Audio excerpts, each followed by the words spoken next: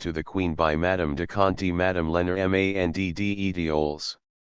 An extremely pretty woman she was, thought the abbe, and well dressed also, in her white satin, with stately hoops, and her neck covered with the sapphires that matched her eyes. While chatting with de Bernis she eyed Richelieu or made close scrutinies of the half-dozen other ladies in the room, with one of whom her stout husband was talking nervously. "Are all the women here, Monsieur l'Abbé?" she asked, presently. De Bernis glanced about him. "I have not yet seen Madame de Mailly. She is late." "Ah, Madame de Mailly the new countess, is she not? I am curious to see her.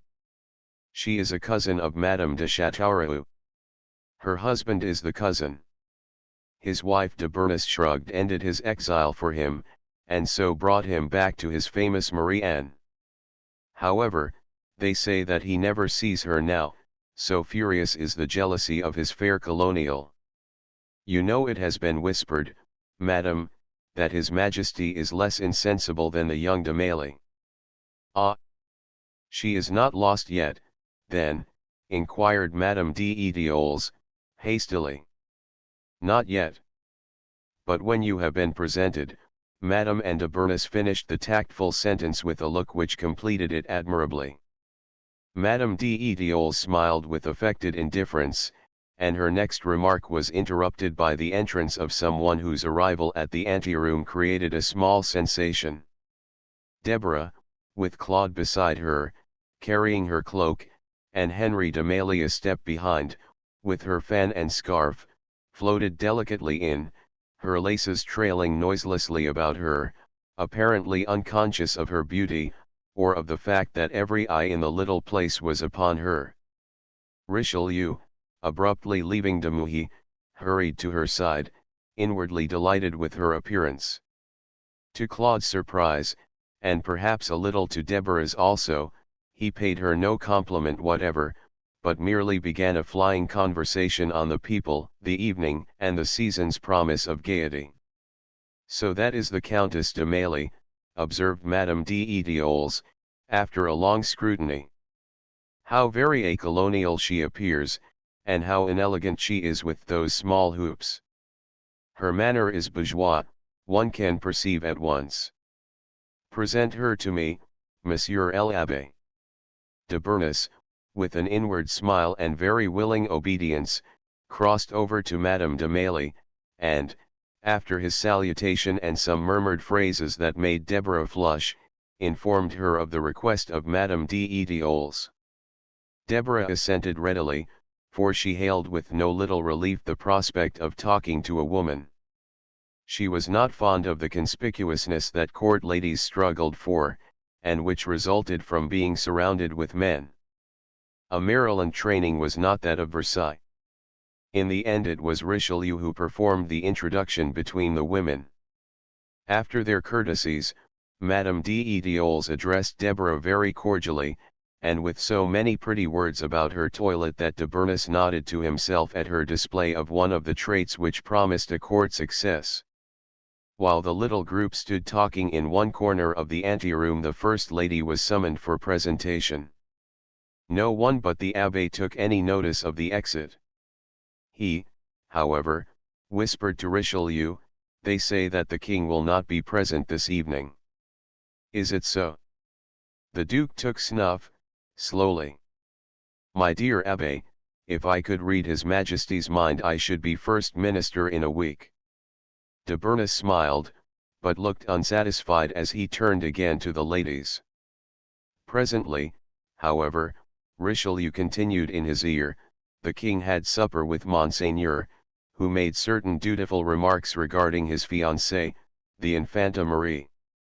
These, since they might be construed into casting a slur on His Majesty's devotion to the Queen, threw Louis into a temper. One cannot tell whether he will recover or not. I, like the rest of the court, shall infinitely regret it if he does not receive these charming women. Ah, my lord, has it ever occurred to you beneath the rose that Madame de Mailly almost, in beauty and charm, approaches her cousin, the Duchesse de Châteauroux. A quick frown passed over Richelieu's face, and he glanced sharply about him. Seeing no one who could have overheard the remark, however, he nodded shortly, saying in a tone that finished the matter, "Approaches perhaps. That, Monsieur l'Abbé, many women might do." By this time, in the salon, the first 4 presentations were over. They had been utterly uninteresting, the costumes commonplace, the courtesies only passably executed, and, worse than all, the king had not appeared. It was already long after 10 o'clock, and there was small chance now of his entering on the scene. The court yawned, not even behind its hand, and the very saints began to long for some better amusement. Rumor of interest to be found in such functions was certainly false. After the 4th presentation came a pause. "Are they finished?" inquired the Queen, hopefully, of the First Lady. "Madame de Conti announces still 2 more, Your Majesty." "2. That is not quite customary. However, bid her hasten them. This is very fatiguing." A moment later the Princess de Conti passed into the ante-chamber, the pages at her side. 2 or 3 moments after came the clear announcement from the chamberlain, at the door, "Madame de Conti has the honor to present to Her Majesty the Comtesse de Nesle de Mailly."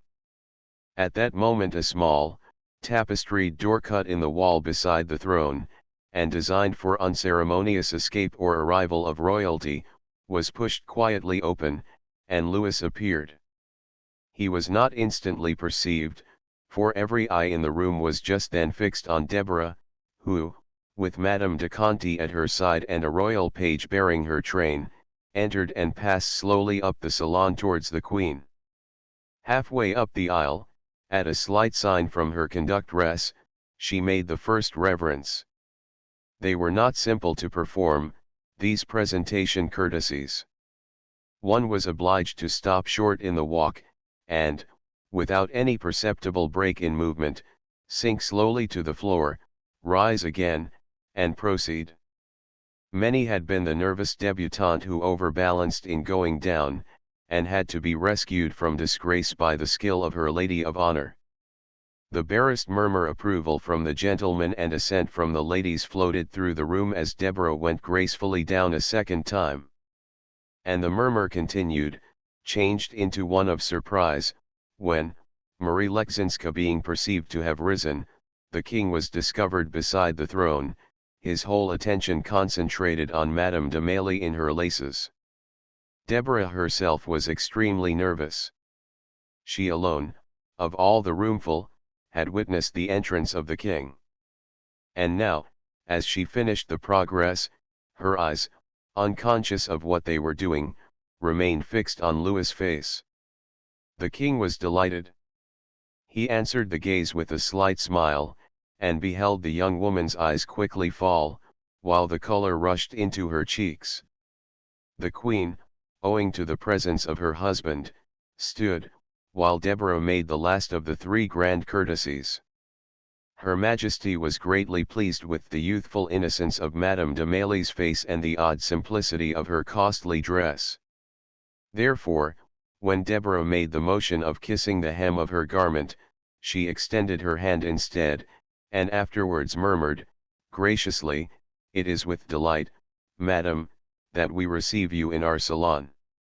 And as Claude's wife repeated the formula of her gratitude and devotion, His Majesty gaily advanced, and, with a "Permit me, Madame la Comtesse," kissed her, as was his custom, upon the left cheek. Deborah had not been informed of this possible part of the ceremony, and would have backed away in horror had not Madame de Conti vigorously pinched her arm. A moment later they began the retreat. This time all the ladies of the palace must be included in the semi-courtesies which occurred with every 4 or 5 backward steps. It was a difficult performance for all 3 of the party, the presented, the presenter, and the train-bearer. Moreover, it was generally done under a running fire of whispered comments, some of which generally reached the ears of the debutante. Only one speech, however, was audible to Deborah as she passed, and over this she pondered, at intervals, for some days after, so that, when its full meaning was apparent to her, the shock of it was lessened. "Positively, my dear," observed Madame Crequy to Madame de Gramont, "I begin to believe that the post is hereditary in this family." It was with a sigh of perfect relief that Deborah saw the portière of the antechamber fall before her, blotting out the view of the salon, and, as she turned to Claude, Madame de Conti said to her, graciously, "Madame, permit me to make you my compliments on a most successful début. It is a pleasure to have been your conductress." Madame d'Etioles, hearing this from the corner wherein she still talked with de Bernis, at once advanced to her. "Madame de Mailly, you put me in a difficult position. How am I to equal your success?" Deborah looked a little nonplussed, for the insincerity of the remark was perfectly apparent to her. Claude, however, said at once, "Madame d'Etioles, you have but to enter the room, when anyone who appeared before you will be utterly forgotten." Madame Lenormand was satisfied, and responded to her summons without any apparent embarrassment. She was so complete a contrast to Madame de Mailly that the two were not compared. Her manner, her bearing, her dress, all were perfectly conventional, all were of court make, and of such extreme elegance that they defied criticism. There was neither affectation nor particular modesty in her air as she made her three graceful courtesies, was addressed by the Queen, and saluted by the King. Neither were there many comments while she performed the retreat. She was more or less a familiar figure to the court, where, though the fact of her low birth hampered her at every turn, she was secretly a good deal admired by many. On her return to the antechamber her husband received her, she exchanged a few cool words with him, a jest with de Bernis, and then, leaning upon the arm of the latter, returned to the salon, which was now a lively and informal scene. The presentation of Madame d'Etioles having been the last of the evening, Her Majesty descended from the dais, the lines of the ladies of the palace were broken, and the promenade began. Richelieu, taking a flattering leave of Claude and Deborah, made his way as rapidly as possible to His Majesty, who, by a coincidence, was hurrying towards him. "Ah, Duplessis, I find that I did well to come. Where is D'Argenson?" "Just behind us, sire. He is talking with the Count de Mailly." "Come with me, then. I must speak to them both, but separately. You understand? You will occupy one, while I understand, sire." Claude and young Marc-Antoine ceased their conversation as the king approached. After saluting both gentlemen, His Majesty turned to Claude. "Monsieur," he said, heartily, "we welcome your return with the greatest satisfaction. You read our letter well. Oh, we have not forgotten, you see. And we compliment you, monsieur, upon having won the most charming of ladies. She is English, Monsieur le Comte. From the colonies, sire. A pity they are so far away. One would like to visit them." Claude forced a smile, while Louis turned next to D'Argenson.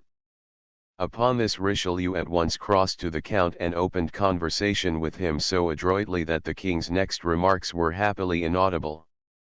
"And, by the way, my dear Voyer put Madame de Mailly, the new countess, on the supper list for Choisy." D'Argenson bowed profoundly, to conceal his expression. "And Madame d'Etioles, sire," he ventured.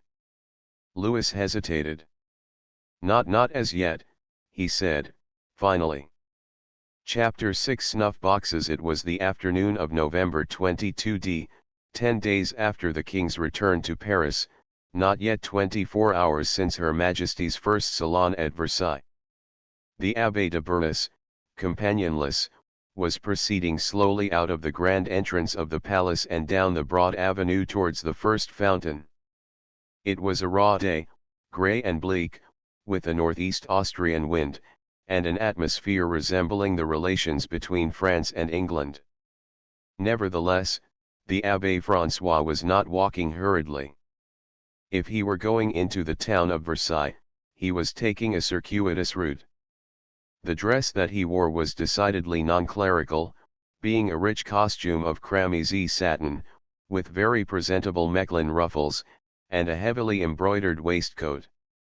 The wig was the only thing about him that proclaimed his calling, and even that, just now, was concealed by his hat and the high collar of the black cloak in which he was muffled. De Bernis was on his way to spend an hour or two with Madame de Coigny, whom of late he felt that he had neglected, and as he walked he reflected upon certain objective but important things. In the court circles, as they stood today, and as he carefully reviewed them, there were infinite possibilities for advancement. It was a time when no level-headed man could fail to take certain advantages of the present situation for the betterment of his position.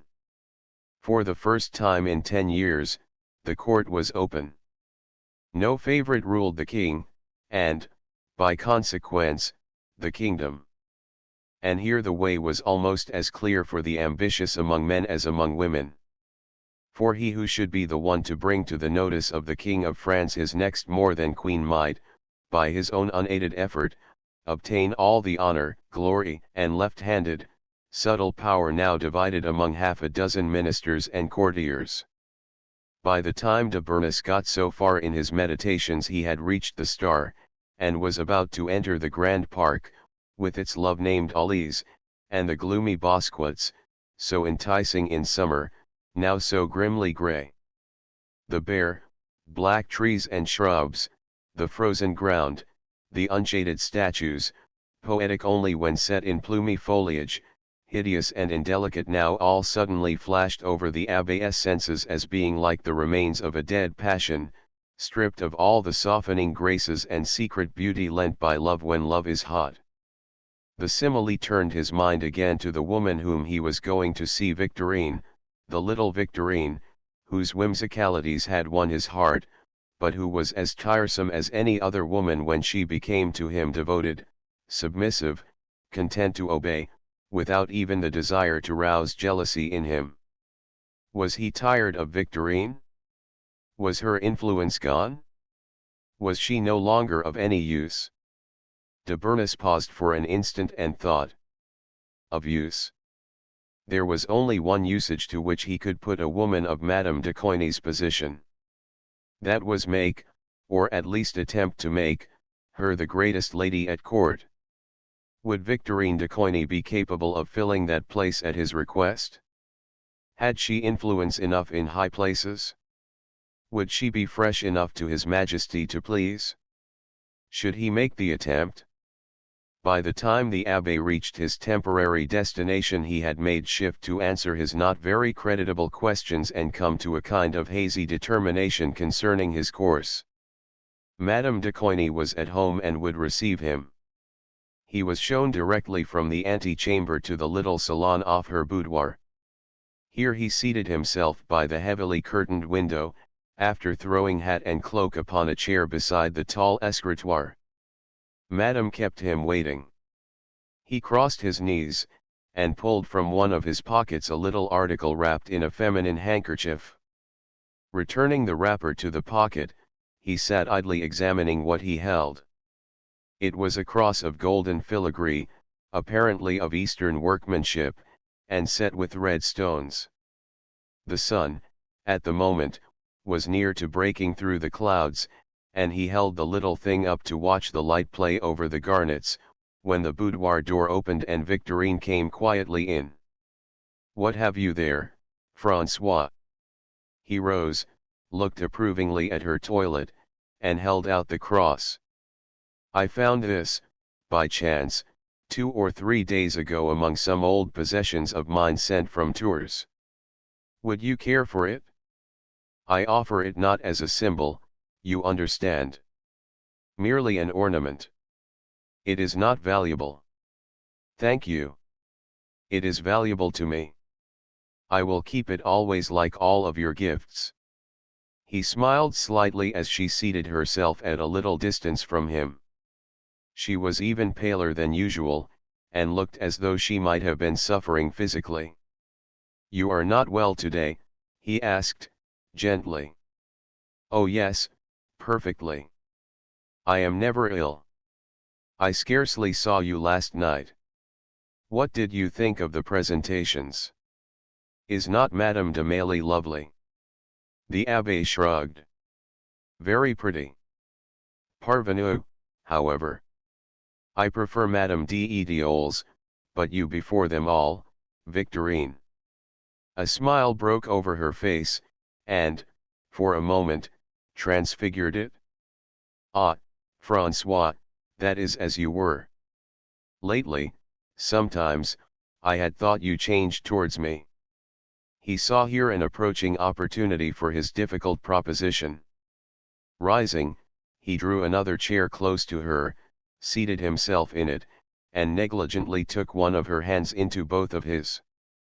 Dear Victorine, I shall never change towards you, he said, in a low voice.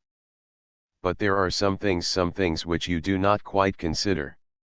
What things? Tell me, François. Indeed, I will consider them. Only tell me all that is in your heart. I belong to you. You know that, she whispered.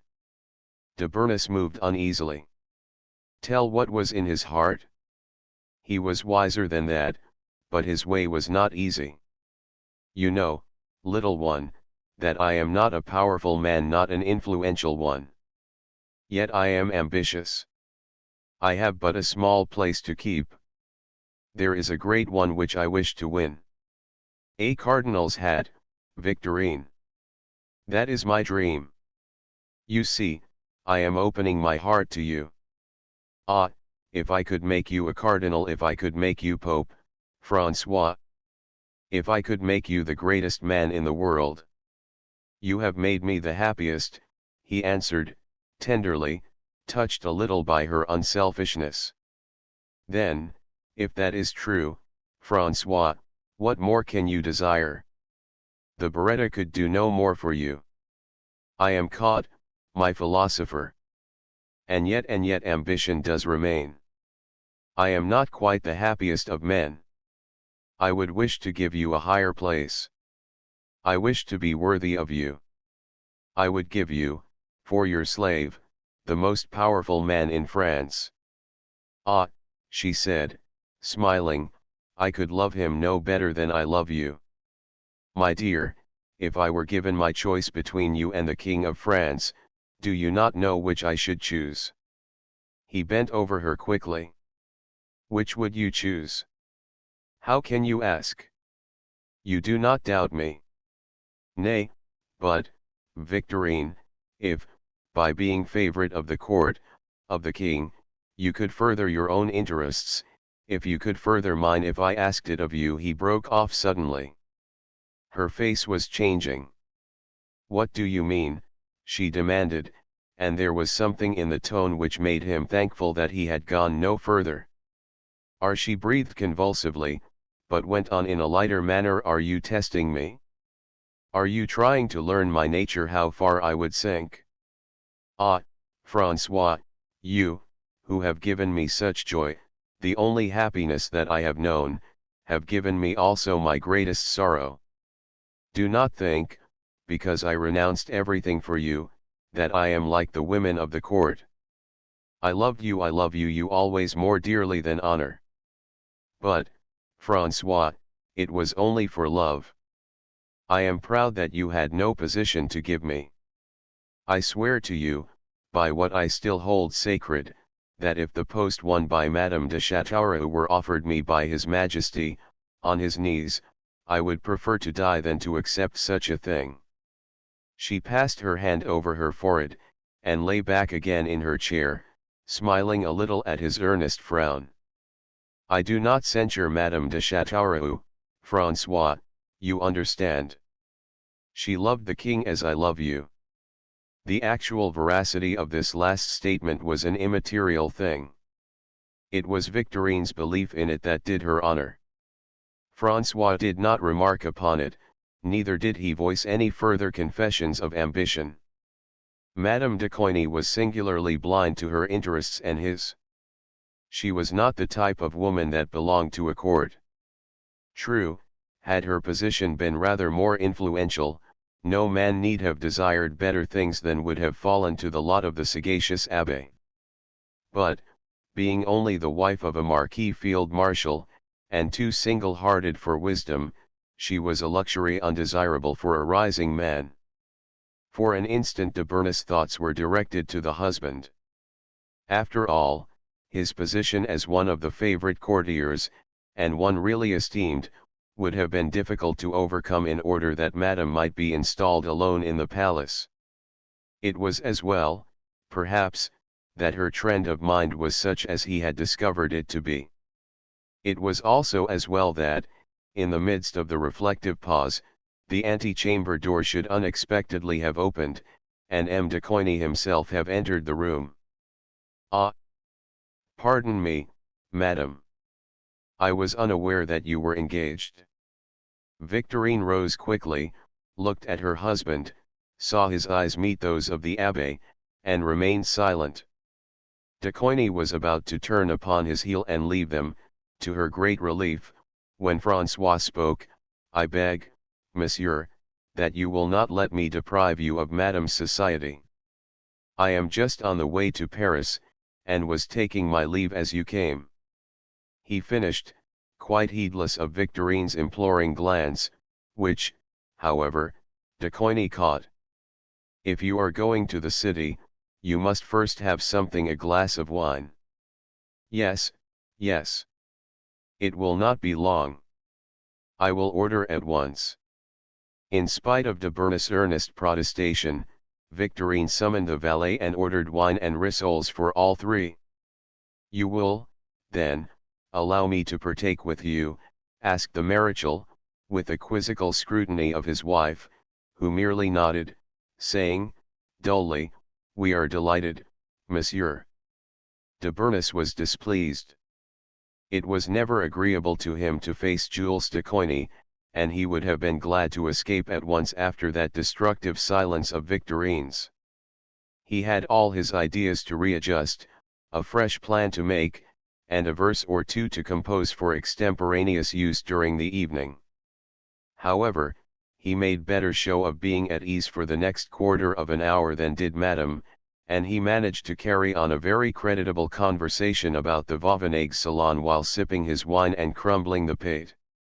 He took his departure, without undue haste, at just the right moment, kissed Madame's hand with ceremony, and bowed himself away from the Marechal, feeling that he should not often see that small salon again. It would not be wise. When the abbé was gone, and Jules and his wife were left alone together, Victorine looked uneasily about her, hoping for a means of escape.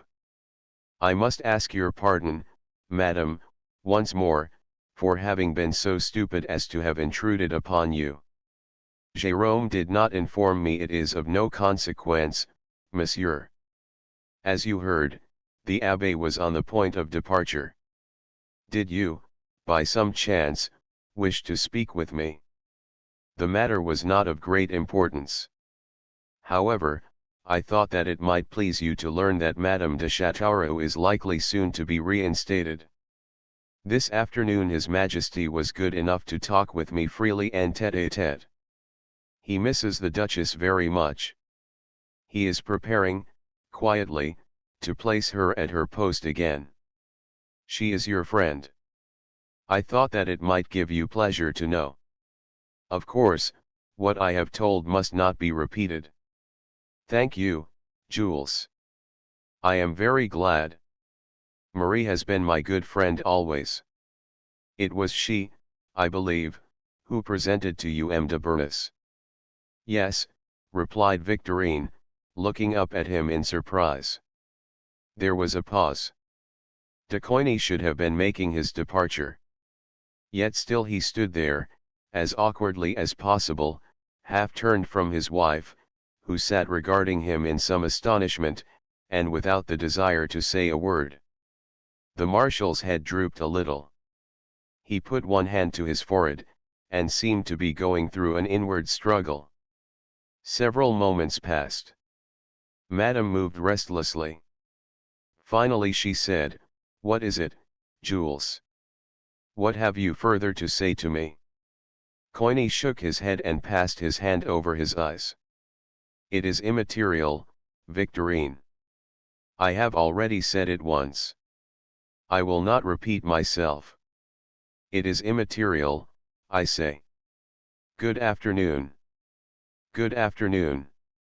And thus it was to the vague relief of the woman that he left her there, in her small salon, alone.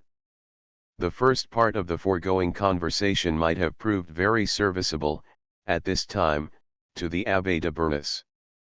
He was not, however, so fortunate as even to chance upon the idea of such a thing as the reinstallation of La Châteauroux. As he drove towards Paris he continued his meditations on the topic which had occupied him all day. They had now taken a surer trend. One doubtful possibility was done away with. He found himself left with two others, less dubious, but, had he the wit to surmise it, possibilities which half the men of the court were quietly planning, even as he himself, to make their own. De Bernis dined at the Café de la Régence, a popular and fashionable resort, and thereafter, being now happily independent of the Lazariste and all such houses, betook himself to his rooms in the Rue de Bailleul, not a great way from the Hôtel de Ville, and near the Old Louvre. After adding, here, a few touches to his toilet, he took a chair to the Hôtel de Tours, where M. de Vauvenargues held his brilliant salons. It was a night when nothing was happening at Versailles. The Queen, satisfied for the time with her success of the previous evening, played Cavanole with Henault, and prepared for an extra hour in her oratory. His Majesty had claimed a barrier for the night, and gone off on one of those strange expeditions in which he occasionally indulged. The great palace thus being desolate, all the world bethought itself of Paris, and, in the same instant, of the Hôtel de Tours and its host. The rooms there were crowded by the time de Bernis arrived. Every possible circle, from the court to the philosophical, was in evidence. In the first room, where Monsieur was obliged to receive till a late hour, the lesser and most professional lights of society mingled in a heated throng. In the second salon, connected with the first by a small, yellow-hung ante-chamber, the gaming tables were set, around which, talking or at play, were grouped the aristocratic dwellers of Versailles. Among these was Claude, sunk in piquet, and Deborah, conducted by Madame de Jarnac, and hence claiming place with the bluest-blooded dames of the day, which fact, however, incredible as it seemed, failed to make her happy. While the crowded and uncomfortable devotees were circling in slow masses through the larger apartments, there had been gradually collecting, in the yellow ante-chamber, a small group of gentlemen who, as it happened, had more at stake than gold. The tacit subject of their apparently superficial conversation was the decision of the next ruler of Versailles and the consequent determination of their own forthcoming influence in court circles. Here, foremost of all, with most at stake, was Richelieu in violet satin and silver, with pearls, point de Bruxelles, and snuff-box. Next to him, upon a tabouret, apparently half asleep, indolent, smiling, was de Gavreuse, with opposition to Richelieu coursing in fiery determination through every vein. Yonder sat d'Epernon and Penthièvre, while, completing the group, were Holbach, who had left Montesquieu at the point of interaction between body and soul, and François de Bernis, swelling with vanity at being seen in such company. All about this impenetrable band, during their conversation, incomprehensible to him who should catch but a syllable or two of it, wandered men and women of various degrees, curious, envious, anxious, one and all willing to have given half a fortune to have been able to join this party, which represented the dwellers in sacred, nearest places to royalty, to France's king. Possibly these men were unconscious of their greatness. Certainly they were too interested in themselves and their plans to enjoy, for the moment, the apparent adulation of outsiders. It was like a meeting of the Council of Ten held in the middle of St. Mark's Square of an afternoon. Penthiver had finished an anecdote of the far-off days of Gabrielle d'Estrées, containing a clever apology, for which he was mentally applauded by the group. "A clever woman," murmured Richelieu, dreamily. "I cannot help thinking that if Sully had taken her part, instead of opposing her, Marie de Médicis would have made less difficulty."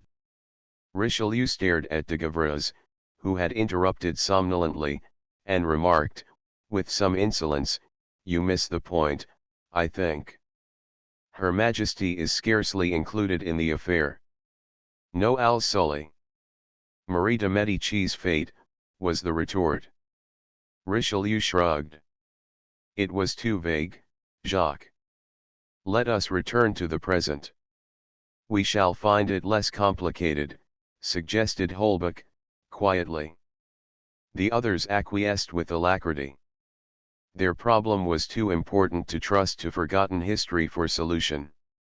At this moment Richelieu, with serious intent, took snuff, raising the cover of his box in so significant a manner that it was impossible that all should not perceive its miniature to have been removed, leaving the tarnished gold alone visible under the pearl-surrounded glass. "Ah," murmured d'Epernon, "what has become of the Duchess?" "I shall present the picture, as a mark of my high esteem," said Richelieu, "to M. d'Agenais." There was a general smile. Then de Gavras remarked, slowly, "I will purchase that miniature of you for my own use, Duplessis." "What? Have you not one of her?" cried de Bernis. De Gavras pulled out his own box and handed it to the abbe. In it was an exquisitely painted portrait of Marie Anne de Nesle, done just before she was created Duchesse de Châteauroux. "What, then, would you do with another?" "I should present it, in a few weeks' time, to the king." "Diable! You are not stupid enough to believe that she is to be reinstated." "I am sufficiently stupid to believe exactly that." Richelieu looked seriously annoyed. For a long time he and de Gavras had, from policy, been the best of friends and strong allies. They, together, one summer evening, on the terraces of Versailles, had first presented the Marquise de la Tournelle to the king. And since then they had worked constantly on her behalf. De Gavras, however, having been the more moderate of the two, was now in a position which Richelieu had recklessly forfeited, sure of favor in any case. Baron de Holbach, seeing the situation a little uncomfortable, broke the pause by producing his own snuff-box and displaying its cover. "Messieurs," he said, "we are carrying with us tonight the history of France. Behold." All leaned forward to look upon the delicately painted features. They were those of Pauline Félicité de Vintimille, the sister and predecessor of Madame de Châteauroux. "It is old-fashioned, gentlemen, but I have always liked the face so young, so gentle, so sad beneath the smile," observed the philosopher. "I can complete the trio," said Penthiver, laughing, and producing another round lid. "I was reminiscent tonight, and selected this from my collection." "Parbleu! It is entertaining," remarked d'Epernon, while the others were silent, thinking a little, perhaps, of days not long past, for the third miniature was of Louise Julie de Nesle, Comtesse de Mailly, Claude's cousin and sister-in-law. "D'Epernon and de Bernis, let us see yours. Perhaps they will have a new bearing on the subject, and will bring a prophecy." D'Epernon shook his head. "My top is merely amber, without decoration." "And you, Monsieur l'Abbé?" De Bernis flushed. Mine is personal, gentlemen. I shall change it. Let us see. Madame de Coigny. Did you take it from Mélie Nesle? No, M. de Gavreuse. Madame Victorine was so good as to present it, was the slightly haughty reply. But you are going to change it, you know. Tell us, what new face is to displace this? I will tell you, M. de Richelieu, when you have confessed what one is to fill your empty space. Ah, yes, make your prophecy, Duplessis, drawled de Gavreuse. Well then, if you will know, Richelieu lowered his tone, the post is going to continue for a fourth turn in the family de Mailly. Within 3 months I shall place here the face of Count Claude's wife. Ah! Really? The colonial? Perhaps. And now you, Abbé. I differ from M. de Richelieu. I should rather suggest the lady now standing behind M. d'Épernon. The party glanced discreetly about to behold a pretty woman in pink brocade, who was laughing at some remark from the Abbé Coiler. What? The last debutante? Madame d'Étioles. Bah! Pardon, de Bernis, but she is of the bourgeoisie. And is Madame de Mailly of higher birth? There was a moment of unexpected silence. Then Richelieu said, slowly, I had understood that she was of excellent blood. 6 generations, it has been said. Penthiver and d'Épernon nodded agreement. Such, certainly, had been the rumor. De Bernis looked a little nonplussed. Then Madame de Mailly is your choice, he asked of Richelieu. Oh, the Duke shrugged, that is a little direct, Monsieur l'Abbé. I much admire Madame de Mailly. His Majesty admires her. She is on the supper list for Choisy, murmured Penthiver. Ah! Where did you hear it? From young D'Argenson. The king was pleased with her appearance at the presentation. And it was not by his arrangement, either. I wonder, asked d'Holbach, musingly, of the heir, if Claude de Mailly will let her go, without expostulation, to one of the Choisy suppers. It is doubtful, replied de Gavreuse, yawning. Richelieu said nothing, but under his languid exterior was a fierce determination that Madame de Mailly, Claude, or no Claude, should go to a Choisy supper, and the first to which she was asked.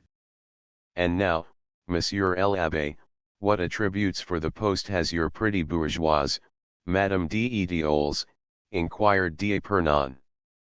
Softly, as he answered, the Abbé tapped Victorine's miniature.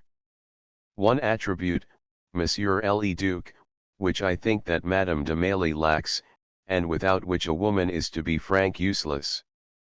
Madame d'Étioles has ambition to win the place. You know that? She confesses it, asked Richelieu, leaning suddenly forward, and betraying more interest than, considering the proximity of de Gavreuse, was dignified. Confessed it? Not in words. There was but her eye, her animation, her color, the quivering of the nostril, an air hard to describe, easy to read, which you all know, messieurs. But yes. And she has the tact to compliment a rival. That is excellent. True. But Madame de Mailly is a far newer type. She is young, ingénue, naive, would not understand even that compliments were required. And novelty, gentlemen, novelty, is what we all, not less than His Majesty, require. That is true. I feel it necessary at this moment. Supper must surely have been announced by this time. I go to seek La Poule, observed de Gavreuse, rising. Louis XV's nickname for Madame de Flavicourt. Is Madame de Flavicourt here? Whispered d'Épernon of Penthiver as, the conference over, the little group broke up. Yes. She has just passed into the other room with D. Hennin. Gavras follows her. Of course, since he is avowedly for La Chateauroux. And Richelieu approaches the little American. Behold, he is going to be her supper companion. Now it is only left for the Abbé to seek Madame d'Etioles. Dastard! He deserts his colors. See, he is coming with Madame d'Egmont. Coigny not being here, it seems he lays siege to the second lady of that family. Hein? It is very warm here. Au revoir. I am going to seek the Marquis de Mailly-Nesle. You see, I am on two sides so. Penthiver disappeared in the throng which had begun to move more rapidly to the supper apartment in the rear. It now behooves me, murmured d'Epernon to himself, to take pity on de Bernas's choice. But that will be an effort. No, I will be original. I will go in alone. I will be the only man of all Versailles tonight who has no woman in his brain. Chapter 7 Concerning Monsieur Maurepas. Notwithstanding de Richelieu's confidence in the rising of the new de Mailly star in the Versailles heavens, and François de Bernas's more reserved and more diffuse plans, it appeared, after all, that de Gavras' stubborn loyalty to the old favourite was not misplaced. To the vast chagrin of most of the court, and the strong anxiety of a small portion of it, His Majesty, attended by his private suite and Jean-Frédéric Philippos de Maurepas, went from Versailles back to the Tuileries on the afternoon of November 23. D. M. de Maurepas had the honor of driving alone with the king.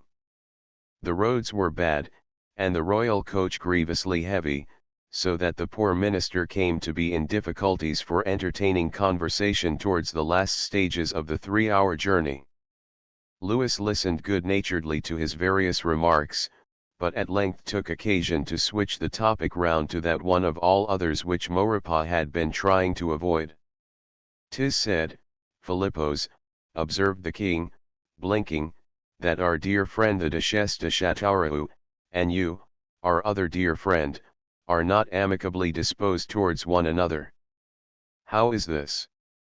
"Sire, believe me, the little difficulty began through no fault of mine, if through the fault of any one. Relate it to me." Maurepas coughed. The situation was undeniably disagreeable, but an effort must be made. The less hesitation, at all events, the better. "Your Majesty, it had to do with a house, the Hotel Maurepas, which 3 years ago was the Hotel Mazarin, but fell to me at Madame de Mazarin's death, thus obliging Madame de la Tournelle to leave it on the demise of her grandmother. We are connected, you know, sire." For a moment or two the king remained silent, and his companion sat dreading an outbreak of displeasure. Presently, however, Louis remarked, without much expression, "Since her leaving the Hotel de Mazarin was the occasion of her appearance at Versailles, one might imagine that Madame would strive to modify her anger. Is that all the reason, monsieur?" "Latterly, sire, it has been intimated to me that Madame thought me her opponent apolitically. Need I assure your Majesty that my only political interest is yours, and that in so far as Madame de Chateauroux has been essential to your good pleasure, in so far she has been esteemed by me. Unfortunately, however, it is whispered that Madame believes me the instrument of her departure from Metz. This, indeed, is utterly false." As Louis, who was looking slightly amused, raised his hand, "Enough, Philippos. I am aware of some things. We shall try, during the forthcoming week, to give you the opportunity of proving to Madame your entire innocence in that regrettable affair. I wish you to become reconciled to Madame, Philippos, for, to be plain, I can do without neither of you." Maurepas acknowledged this high compliment with some little pleasure, but, as the horses hurried forward, and silence fell between the two, the Marquis found himself at liberty to think some by no means agreeable thoughts. It was quite true that, even in former times, when there was no open rupture between them, love had never been lost between the king's minister and the favorite. Maurepas found his court path very much smoother when the Duchess was not moving just ahead of him, and, despite his loyalty to the king's wishes, he had small desire that the king's well-beloved should return to Versailles. For that reason this present journey to the Tuileries, its object now becoming perfectly plain, began to assume a decidedly unpleasant appearance. Maurepas was well able to cope with the favorite in his own way, but his way was not that of the king. How, then, was he to gain his point, satisfy himself, and, at the same time, please that difficult pair, Marie and Amélie and Louis de Bourbon, equally well, as he needs must? During this soliloquy the royal coach passed the barrier and entered the dark streets of the city. After 20 minutes of silent and rapid driving, Louis touched his minister's arm. "Look, Philippos, there is the very house towards which, tomorrow, I take my way." Whether by accident or by order, they were passing through the little Rue du Bac on their way from the bridge to the palace. Maurepas obediently leaned out of the window and gazed up at the narrow house now inhabited by the most celebrated woman in France. The lower story of the building was dark. The upper one was lighted brilliantly, in front. "Possibly she is ill," muttered Maurepas, under his breath. And Maurepas' surmise was right. La Chataureau was ill. A long and fruitless course of Diagnosis, of repining for her lost position, of battling for herself, single-handed, against the drawn ranks of the dames d'etiquette, with but a momentary glimpse of the king on his way to mass after his return, with the news of the beginning of the winter fetes, and, finally, more than all, the possibility that she had been effaced from Louis' memory by the appearance of a rival. These things had preyed upon her woman's nature till they threw her into a nervous fever which medicine but increased, and for which there was but one remedy. Sad weeks, indeed, these were. Her brave defiance was broken. Day after day, through the long grey hours, she would lie in her bedroom, silent, impatient, answering sharply if spoken to, otherwise mute, uncomplaining, and melancholy. Young Diagnosis was with her constantly, and now importuned marriage till at times she was near consent. What frayed strand of hope still held her back it were difficult to surmise. How had it been with her had she accepted this young man's eagerly proffered self? Had the tragedy of Versailles been doubled or avoided? Had de Bernis or Richelieu won his wager? Useless to guess. At 11 o'clock on this night of the 23rd of November young Diagnosis left his lady's fauteuil, and the light in the top story of the Rue du Bac went out for a little time. At 12 o'clock on the following day, while Madame was meditating another struggle with the clothes that so tortured her fevered body, Fauchelevent, downstairs, was called to the door. At the entrance stood a muffled man, bearing in his hand a note for the Duchesse de Châteauroux. Fauchelevent was well trained.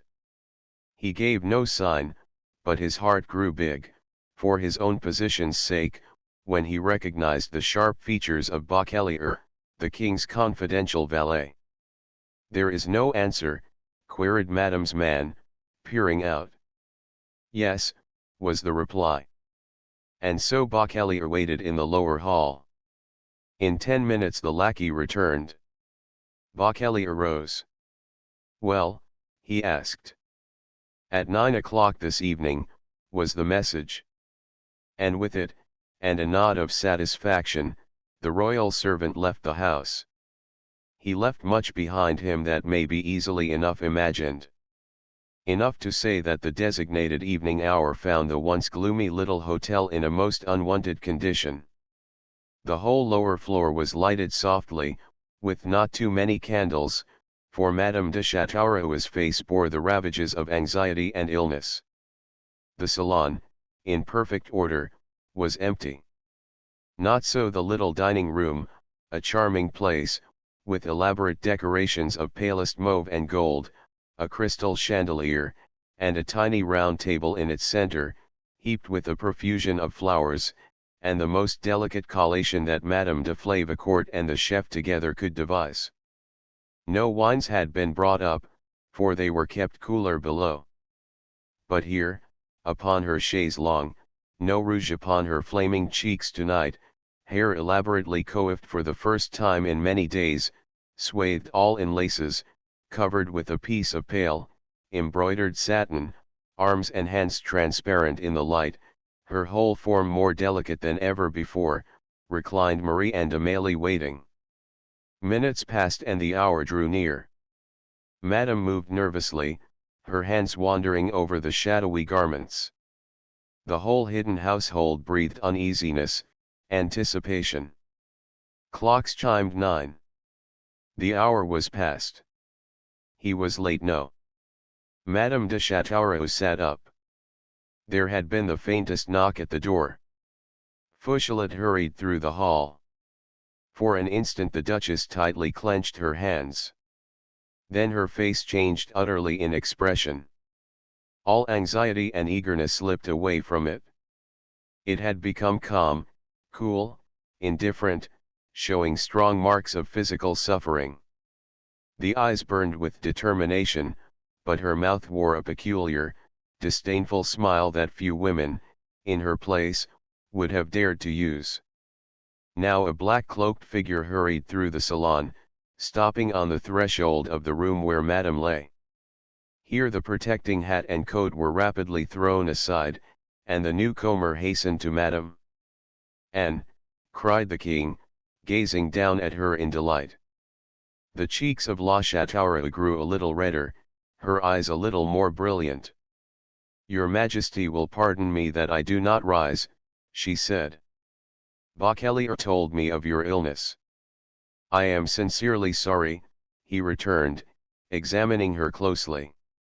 "Will your Majesty be pleased to sit?" "Majesty, Anne." "Majesty. What nonsense is this? Have you become a waiting maid?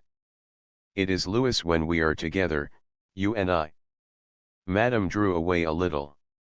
"You wish that?" she asked, looking at him keenly. "'Tis what I have come for." "Ah, Madame, Versailles is empty now. I have been bored, they have bored me to death." He turned away with one of those abrupt transitions from tenderness to fretfulness which were so characteristic of him as a king. He yawned as he drew a small chair up to his Duchess, and seated himself heavily thereon. "I wish you to return to Versailles," he said, with an air of putting an end to the matter. Madame de Châteauroux glanced at him and slightly shrugged her shoulders. "That will not be so easily arranged." "What? You do not wish to return?" "Why should I? Life there was not at all easy. Many changes would be necessary before I should consent to live again inside its walls." "What changes? Do you want larger rooms? More servants? A cabriolet added to the berlin? Your cook was always very good." "Ta, ta, ta. Rooms, coaches. It is people I mean, sire." "Oh." Louis' face grew more grave. Madame lay perfectly still, watching him. He was obliged, after a moment or two of painful silence, to ask, sulkily, "What people do you want dismissed?"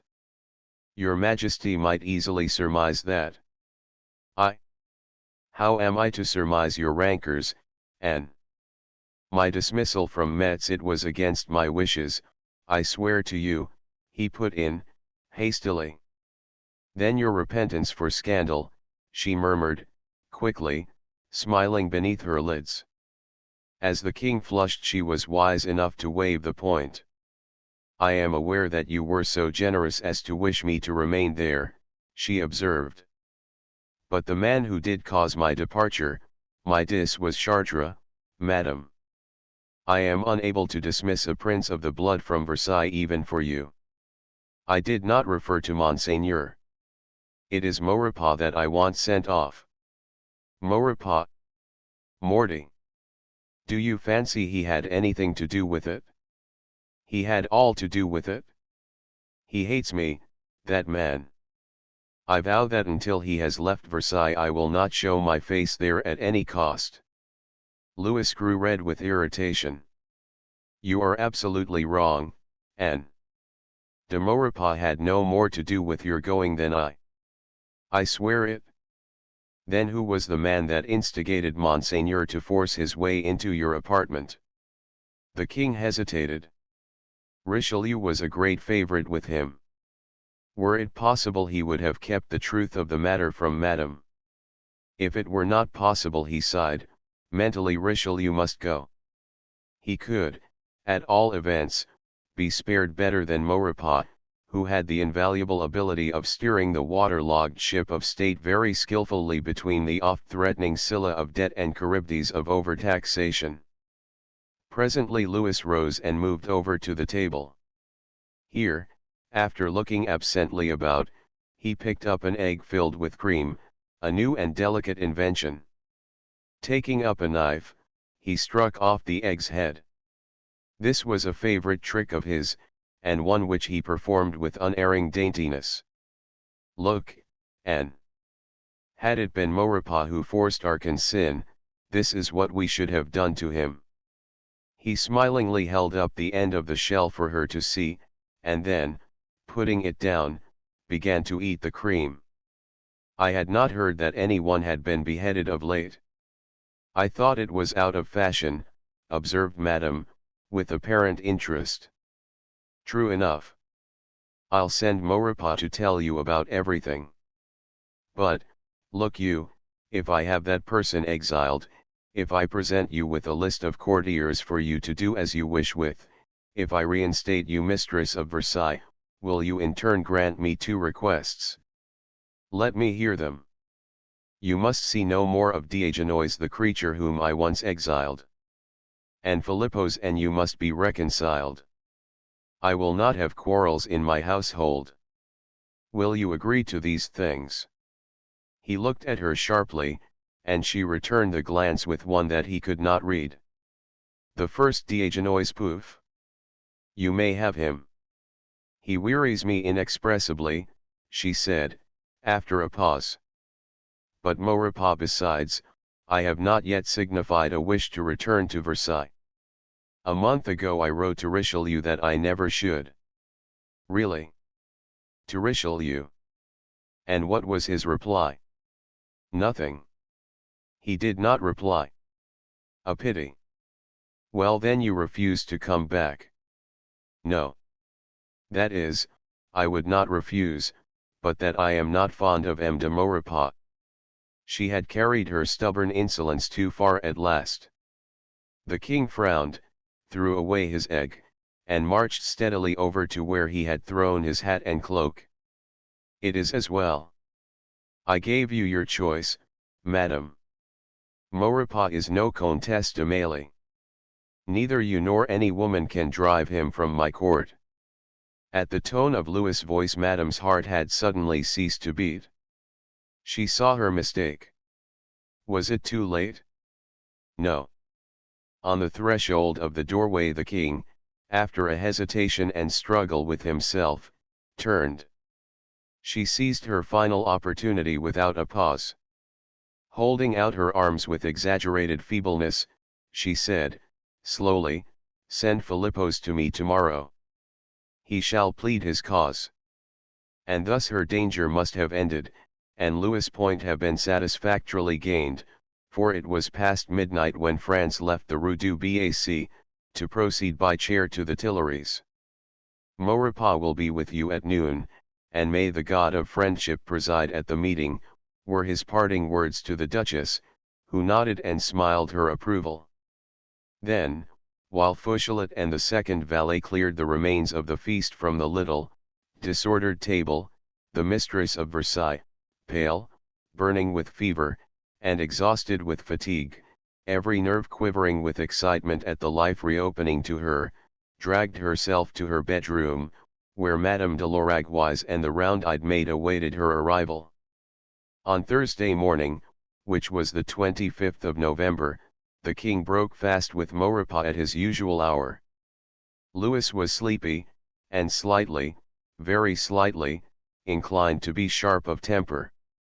When he informed his companion of the impending visit for that day's noon, Maurepas made no objection in words or manner. Nevertheless, he was intensely displeased.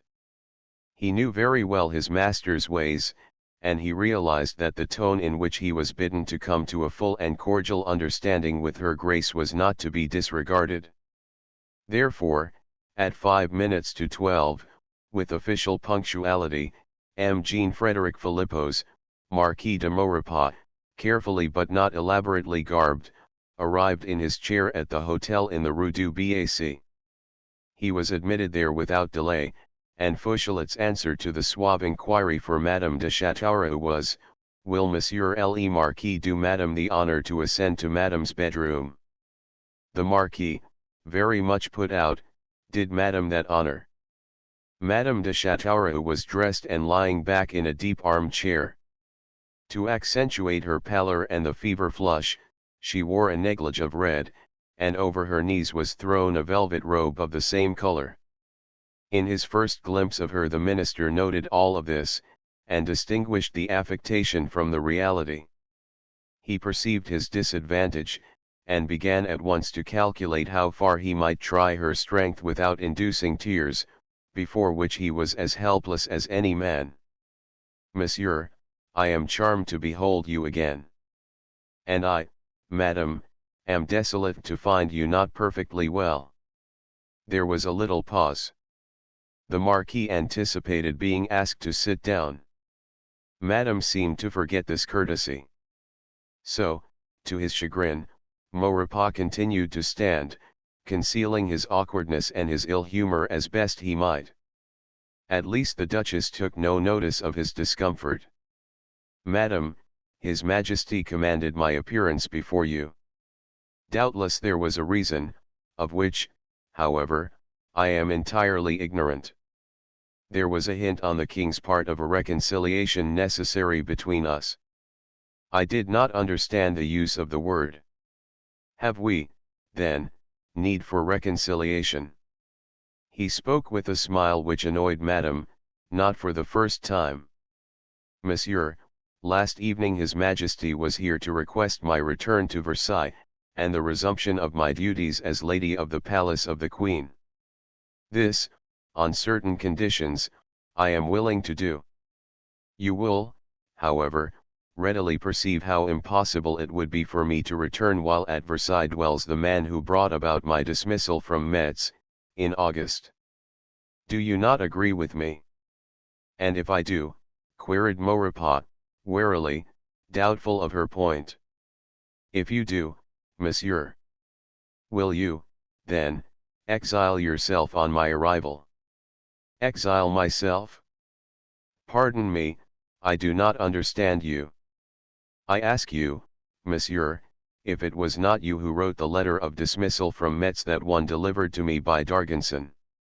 "Ah! I understand now. No, madame, I can freely say that I had nothing to do with your dismissal in any way. I had not dreamed that I was suspected of it." Madame lay back, knitting her brows. The man before her had unquestionably told the truth. She knew that as much from his indifferent manner as from the lack of protestations in his denial. At first disappointed, the Duchess became, after a moment's reflection, intensely curious. "Who, then, was it?" she cried, at last. A smile broadened Maurepas' lips. His eyebrows went up, and his shoulders were lifted a hair's breadth.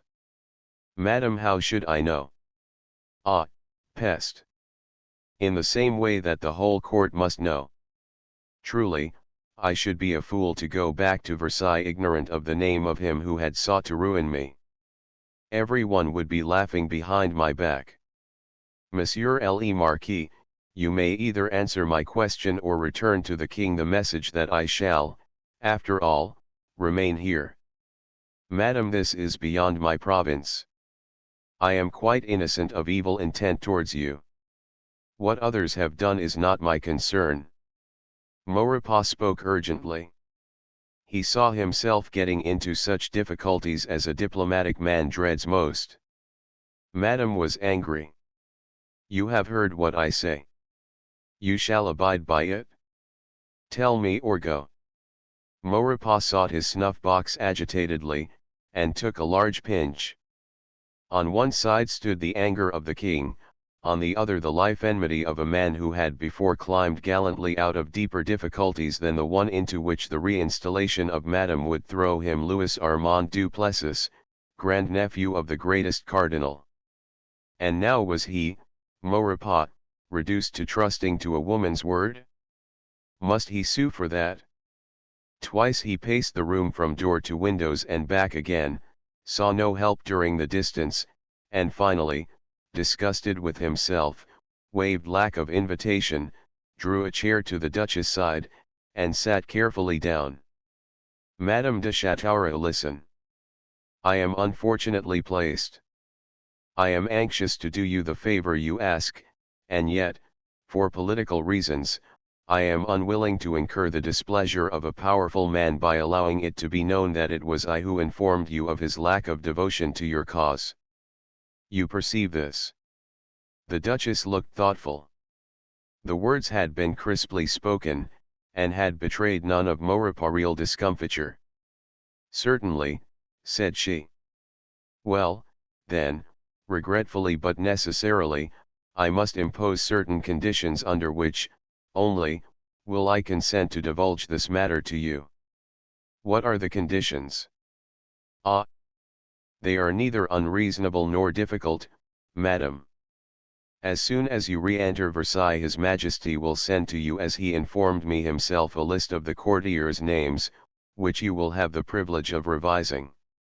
Now, madam, if you will give me your word that this man whose identity I am going to reveal shall be dismissed from Versailles simply by means of that list and not with any marked indignity, if you will also assure me that I shall never be mentioned as concerned in the affair in any way, then, madam, I am but too delighted to enlighten you. There was a pause. La Châteauroux considered. Maurepas, his undiplomatic proposition made, philosophically took snuff. Fortunately, the times when one must place confidence in a woman were rare. His incipient meditations were, however, interrupted. Monsieur le Marquis, madame. I agree to your conditions. I give my word. You have reflected well. I have reflected. Quick. The man. Richelieu, madame. Oh, why did I not see it before? With such speed did Madame run the whole gamut of evidence, the last morning at Metz, Richelieu's absence from the rooms, his imperturbability before Chartres, her letters since dismissal scantily answered, and, some of them, not at all, his failure to visit her since the return, and then, last night, Louis' uneasiness at her curiosity. Yes. It was but too plain. Richelieu, King's favorite, her own mentor, had turned traitor at last. Ah! The villain! The wretch! The traitor! The imbecile! Never again shall he see me at Versailles. Monsieur, will you pour me a glass of water there?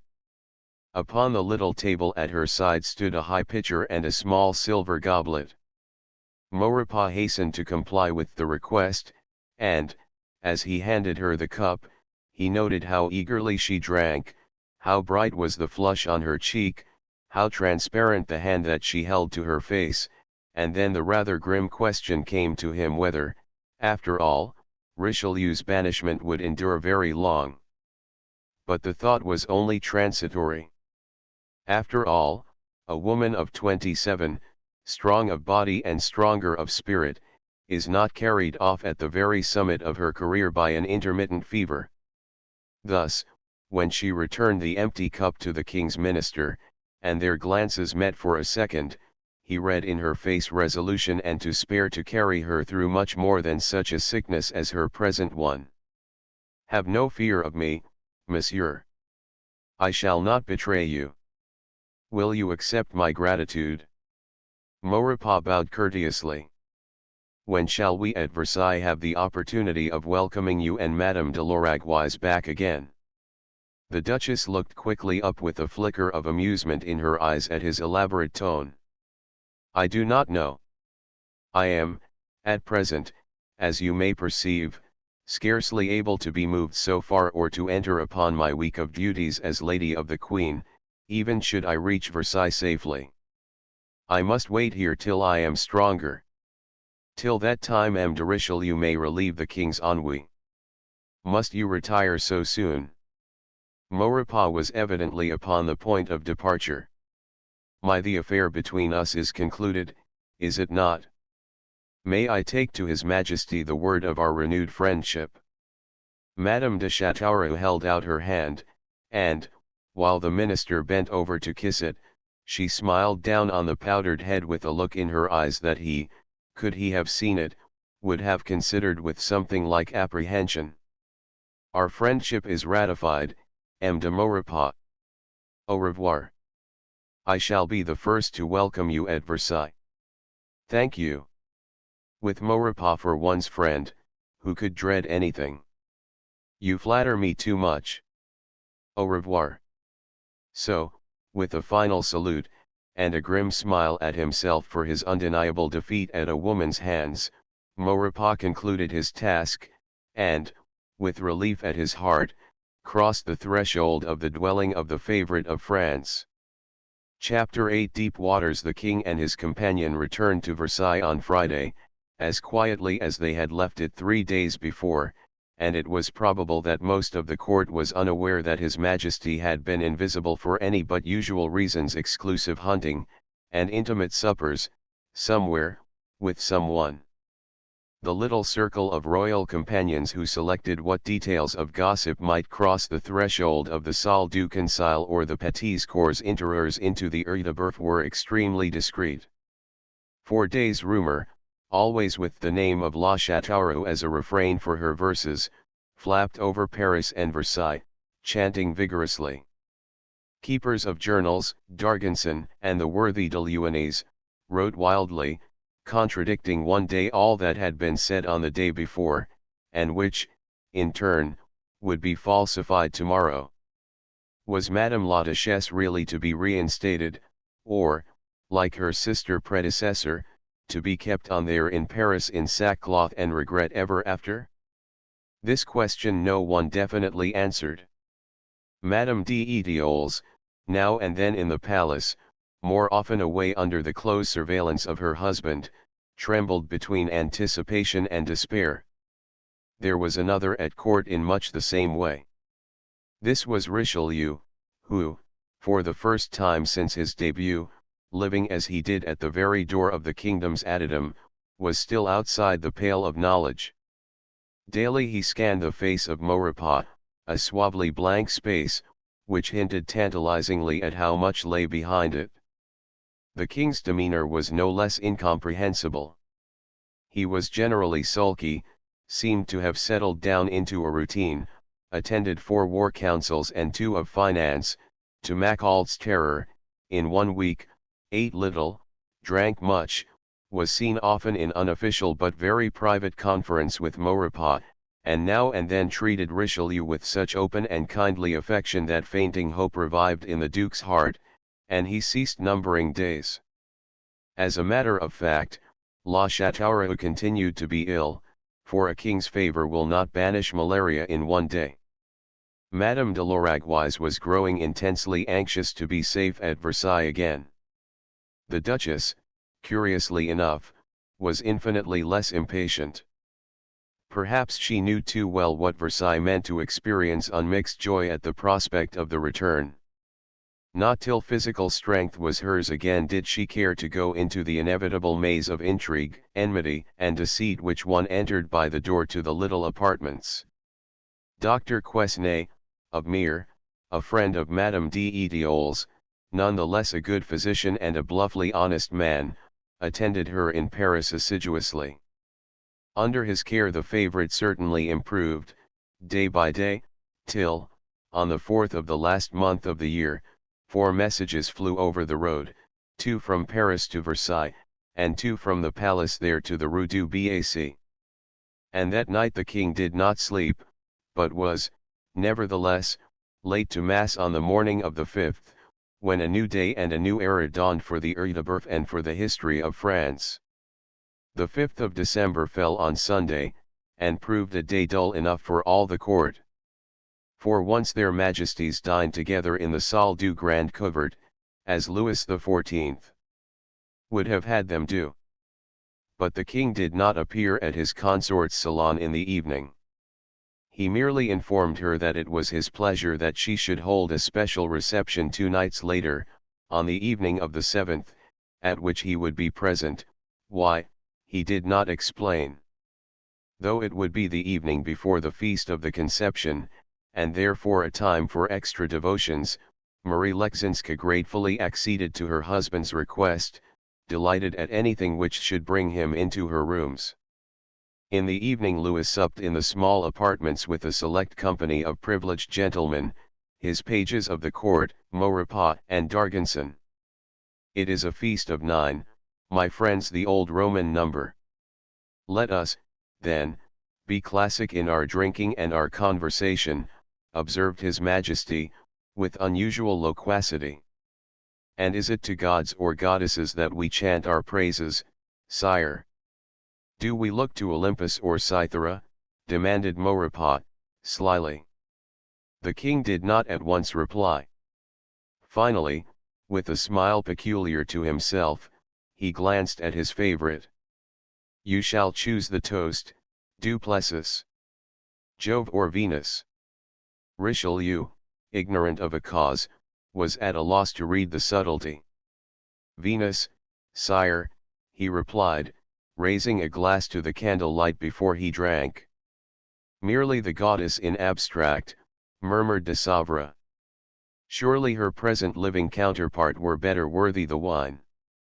Sire, will you not christen the toast? Is it necessary? There is but one. The king negligently lifted his glass, while only de Coigny of all the tableful breathed normally. Marie Leczinska, your queen, gentlemen. Each face fell slightly. Glasses were emptied without a word, and the silence continued as the dishes of the first course were passed. These birds are very fine, but there is no venison, remarked Louis, helping himself to his favorite fillet of partridge. The last hunt was 4 days ago, observed Penthiver. The king looked quickly up. Quite true. The councils have demanded me. But I am arranging a large hunt. What meetings tomorrow, D'Argenson? An important one, sire, at which M. Mockalt reads a report of the taxes of the Navarrese clergy during the last quarter. Ah, yes. You and Mockalt are diligent enough there. But the day after the 7th. I do not wish to be at council on that day. There will be none, sire, responded the young man, obediently, the interest dying out of his eyes, and Maurepas, with some amusement, watched him begin to crumble his bread. That is very well. On Tuesday, gentlemen, we will follow the hounds through Senart, retire to Choisy in the afternoon, and return to Versailles in time for Her Majesty's salon in the evening. At Choisy, gentlemen, I shall myself prepare a dish, an especial one, which Moutier * has created for me, and in the making of which the greatest delicacy is necessary.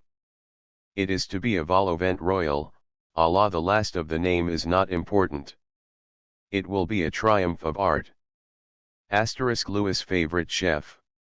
Shall you prepare it for the company, or for one person, sire? Queried de Gavras. There will be more for the party. This one is particular. For Her Majesty, without doubt, murmured d'Epernon, smiling. Maurepas and the king exchanged glances, and Richelieu, intercepting the look, started suddenly, not recovering his poise till de Gavras had read into his mind. "Sire, this one person whom you so honor returns in the party to Versailles, is it not so?" asked de Savre, bravely. "Naturally Her Majesty returns to Versailles. She holds a salon that evening," muttered de Gavras to de Coigny, who sat next him. "Who, the Queen?" whispered the Marshal in his turn. "I don't know. We are not really speaking of the Queen. D'Argenson, you hold the supper list for Choisy. I would speak with you about invitations later this evening. You will be in the Salle de Pendules at an early hour." D'Argenson bowed. The supper list? Deborah was upon that. Richelieu breathed deeply. Was he wrong in his fears? And yet, was it possible that the secrecy should be used in the installation of a new favorite? Certainly none at that table except Maurepas was any more enlightened concerning this affair than he was himself. He scanned the faces around him. De Savre and Coigny were unconcerned. Veiled curiosity was perceptible in the eyes of d'Epernon and Penthièvre. D'Argenson, like a very young diplomat, appeared reflective, and inclined to conjecture by analysis the real object of his forthcoming interview with the king. And de Gavras, whose face was invariably set in an expression of bored indifference, had now something in the line of mouth and eyes that gave his countenance a suggestion of alertness and satisfaction. Richelieu concluded his scrutiny with even less hope than he had begun it. However, since the table were eating with good appetite, he made shift to follow, and forget himself as far as might be in a well-seasoned ragout of pigeon. "Vol au vent is certainly a charming dish," cried Louis, presently, harking back to his favorite pursuit. "And of what is it made, sire? Is it sweet?" "Ah, Savre, that is a secret. You shall learn it on Tuesday. Bring an appetite with you from the hunt. Perhaps you may even assist in its manufacture. I told Moutier that I would have no cook's meddle with my dish, but that my good friends would assist me in the kitchen." "We are honored," came the little chorus. Louis inclined his head. "Your Majesty has been making candies, of late," observed d'Epernon, with intended malice. The king coughed. "A few chocolates. I have been experimenting with a new fondant. It is delightful." "Who gets them, the Demali?" whispered de Savre to Richelieu. The Duke shook his head helplessly. "I have never seen any there. I do not think that it is she." Again he looked round the circle, and again was Maurepas the only intelligent face present. Richelieu bit his lip in anger, but, as the second course and much wine now made its appearance, the conversation turned to less ambiguous topics, and the drinking, with all its conviviality, began. Many were the ladies to whom Louis deigned to raise his glass, the Countess de Mailly being among the first of them.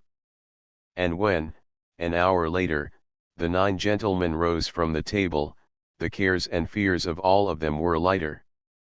After a bottle of old Tokay, a tender partridge, and a successful epigram, who would not rise above a dread of the intrigues of a fickle, unhappy king, whose best hours were spent with men, and to whom, at such times, women seemed unimportant enough? On being dismissed from their liege, several of the gentlemen departed towards the salon of the Queen, to join the promenade and see the newly presented ladies. 1 or 2 left the palace for appointments in the town.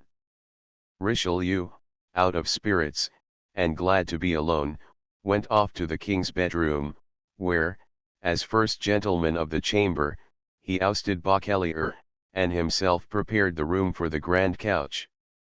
Next to this bedroom, towards the front of the palace, its windows opening upon the little court of marbles, was the Salle de Pendules.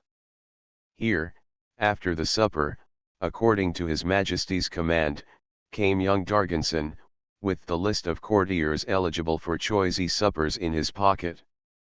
The king did not keep his youthful minister waiting. After a few smiling words with Maurepas, who was now blessing fate for that past interview and reconciliation in November, Louis hurried from the Salle des Croisades up the corridor, into the Salle du Jeu, and so to that of the clocks. "Ah! You await me, monsieur. Your promptness is gratifying." Darganson made obeisance. The king passed across to the window, and stood with his hand on the sill, looking out across the court at the lights in the opposite rooms. "Darganson, have you, beside the choisy list, one of the entire court and all the families here represented?" "There is such a list, sire, but it is in the keeping of M. de Barriere." "At your command, I will obtain it from him." The king hesitated, seemed to reflect for a moment, and then, with his eyes still fixed outside the room, answered, "Yes, that were as well. De Barriere is in Paris, I believe. And, well, Monsieur le Comte." The king turned and faced him. "I have a mission for you tomorrow."